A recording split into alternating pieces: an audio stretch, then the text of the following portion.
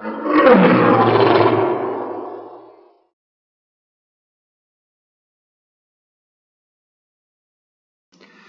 to another episode of the Tiger 700 Project video series. In this episode, we're going to talk about all the modifications that were made to the electrical system of the donor vehicle, the Raptor 700. All those changes to make it into a running, driving car for the street. So let's get started. Probably when you see what's on the screen here, some of you, your eyes are rolling back in your head. But let me pick this apart and focus in on the parts that we're interested in, and it'll get much simpler, I think, as we go along. So first off, you see quite a bit of this diagram is grayed out. This is a diagram that I pulled from the service manual for the Raptor 700, and this particular one is talking about the starting system. So anything that is not related to the starting system is grayed out. So that leaves just the parts that are highlighted in white. You can see it's getting much simpler already. So just focus on the white parts. We had to make some modifications, and those are shown here in blue and red. The red circles with a slash through them are the traditional sign for showing something you don't want. These are things I didn't want. So I got rid of in the system, but of course I had to make some modifications to make it all work. So let's get started. I'll take you through the circuit, or at least the important parts of the circuit. I'm going to be using my cursor to show you where we're getting started here. So over here is the battery, and generator is down in here too. And so you get power through a main fuse here, and it comes over, and it did go through this switch right here. Now these switches are labeled with a number that tell you what it was for. Like this one says number 4. So you go down to the legend over here and you'll see that number 4 was the main switch. So there was a main switch here that I wanted to eliminate and replace it with a traditional car ignition switch. And there were many switches that you had to flip or turn or push to get this thing started, and I want to simplify it all into a simple twist of the key. So that's what all these modifications are for, just to make it nice and simple to start. So I got rid of this switch here, the run switch, and in its place is where I put the ignition switch. And so the power comes in here to the DCM. This is the place where the power comes into the switch, and then it's switched from run to start or accessory position as well. All right, so it's in the run position here, it's connected. So the power comes down through the run, out the switch through the run terminal, and then back out to the circuit.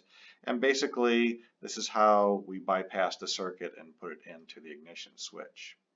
You can see it comes down then to a 10 amp fuse, and then out to the rest of the circuit. So some of these other switches I wanted to get rid of as well. And then the next item was number 37 here, which was a stop switch. This is like a kill switch. So you had to make sure this was not killed in order to start it. So again, another switch that I really didn't want to use, so I eliminated it and simply jumpered the two wires together. So we're in good shape there. So that gets all the power out to the engine. So the engine has everything it needs to start. We just got to turn it over, and that takes the starter. So going back up to the switch here, the ignition switch, you can see we've got a start position here. And when you turn the key, the ignition key, it actually puts power on both run and start at the same time when you want to start it. So you turn the key, and we get power down through here, and you can see we got a little something going on here. This part of it was a little bit more complicated because basically there was yet another switch. It was a push button, a separate push button here. Switch number 38 was the start switch, and I wanted to eliminate this separate switch as well. But the way this one works is it sends a signal. It's basically a signal to this other relay up here. But basically, when you push the button to start the engine, it provides a ground to the circuit. So in order to for this to work, I needed to provide a ground there as well. So the way I did that was I brought that power down, came into the coil of a relay here, and that pulls down the switch that goes to, that's then connected to a ground. So when you turn the switch to start, it activates this relay, closes the contacts, and gives it that ground that it needs. And the engine turns over and it starts. So you can see, just to get this started, I was able to eliminate all these switches and replace it with a single twist of the key.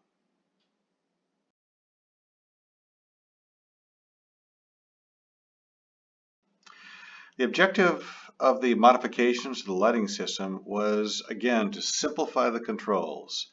Have controls that people are used to using in a car, in an automobile. So again, on this one, I wanted to convert the light switch to a typical automotive light switch. So let's get started. The power was changed from the input power, still coming from the ignition switch that we talked about before. I just have the one wire shown here.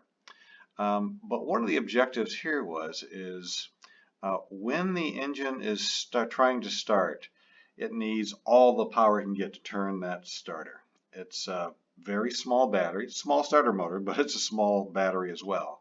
And it'll start with the lights on, but it'll start much easily with the lights off. Particularly if you've got a marginal battery, it could make the difference being able to start it and not being able to start it. So I want the lights to be turned off while I'm in the start mode. When you turn it to start, the accessory position is turned off. So if you ever noticed when you've started your car, when you go to start it, your radio turns off, your heater turns off, and that's so it sends all the battery's power to your starter, and it helps it start more easily. Hit the run switch and the accessory switch, or the start connection here will be powered, but not the accessory. And then when you relax the key and let it go back to the run position, it connects with the accessory.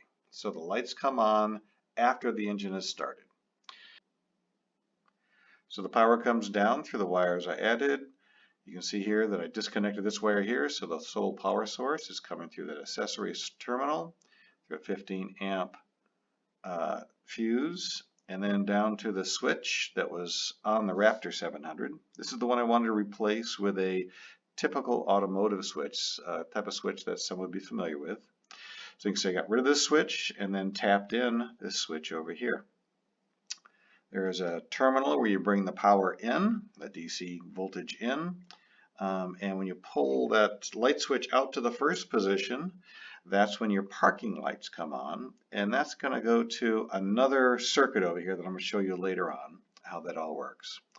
Then if you pull it out to the next position, your low beams come on, and that's this position right here. The headlights come on, and you can see it comes over here and connects back into the circuit, and that turns your low beams on.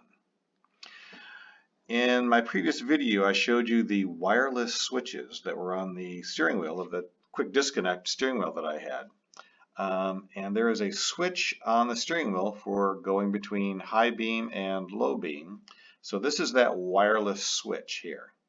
So when you want high beam, you simply hit the switch and it closes this, hit the button and it closes this switch, and that makes the high beams go on. So what happens when you turn the high beams on, both low beam and high beam are illuminated, giving you the most light that you can possibly get.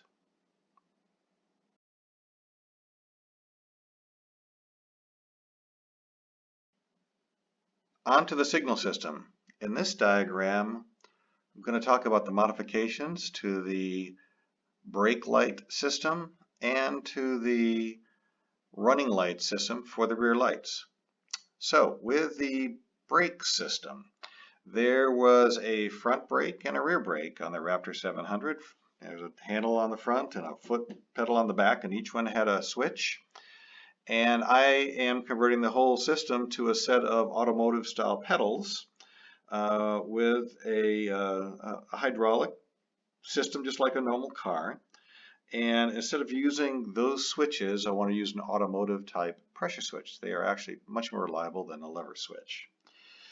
And that happened to come out and be plumbed right where the harness for the front brake switch came out. So it made sense to simply connect it to the front brake circuit. So that's what's going on down here.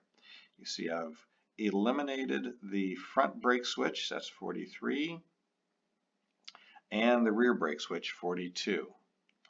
And instead of these switches, I have this inline pressure switch that closes when you press the brake. It increases the pressure in the hydraulic lines, and that causes a little diaphragm to close and to close that switch. So got that working, and that worked just fine. The other part of this was down here under this other red circle with a slash through it, where I disconnected this particular line to the rear lights.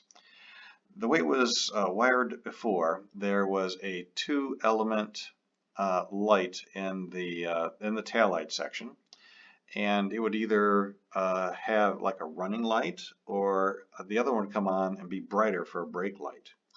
Well, that whole system has changed now. We still use the brake light circuit in those lights, but I've got a different circuit that controls the running lights and the turn signals in the rear.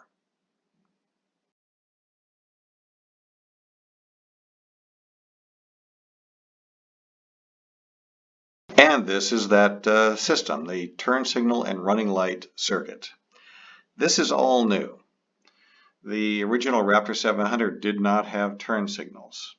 So this is all new circuitry that I designed and was trying to keep very simple and to work with the wireless switches that are on the steering wheel as well. So let me take you through this.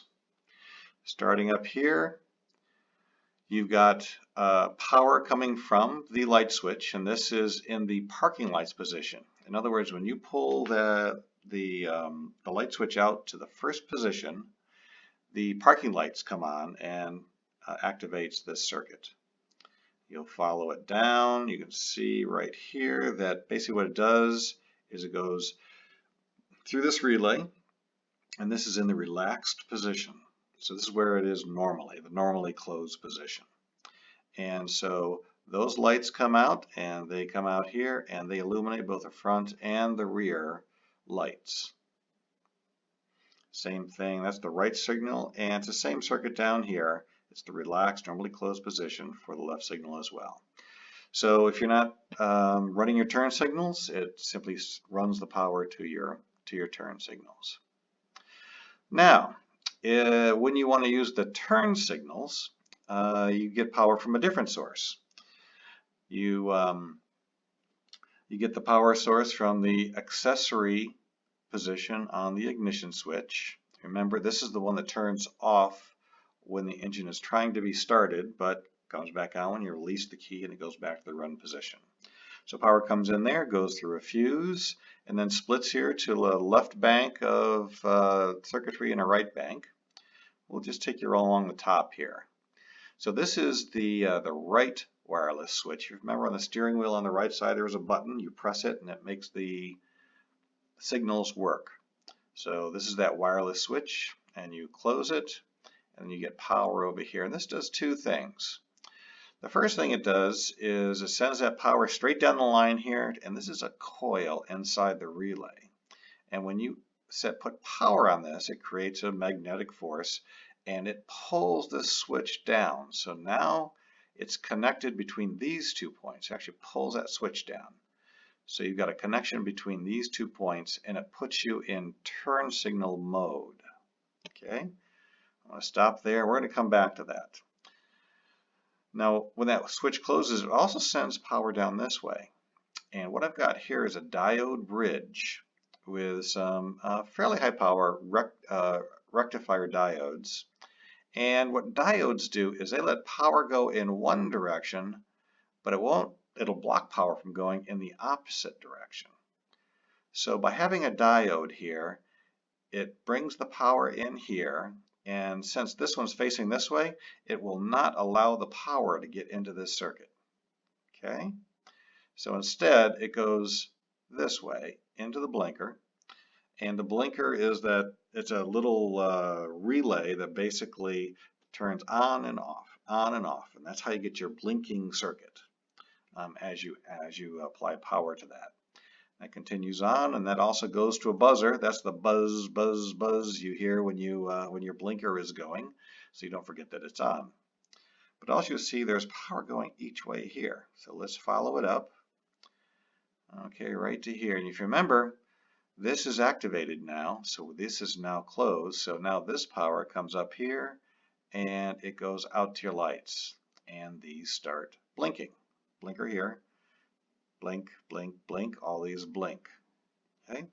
Same thing if you follow the circuit down through the bottom side. Same thing, you close this, power comes in this way, it will go across here because of the diode bridge. Goes through the blinker to give you an oscillating signal. You get the buzzer, same thing. Again, this has been activated to pull this down. So the power comes in, goes across the relay, and all your lights blink. This simplifies a four-way flasher function as well. Remember, the left and right turn signal buttons are indeed just buttons, not a lever like in a normal car. So for four-way flasher, you simply press both buttons and all four of your flashers flash.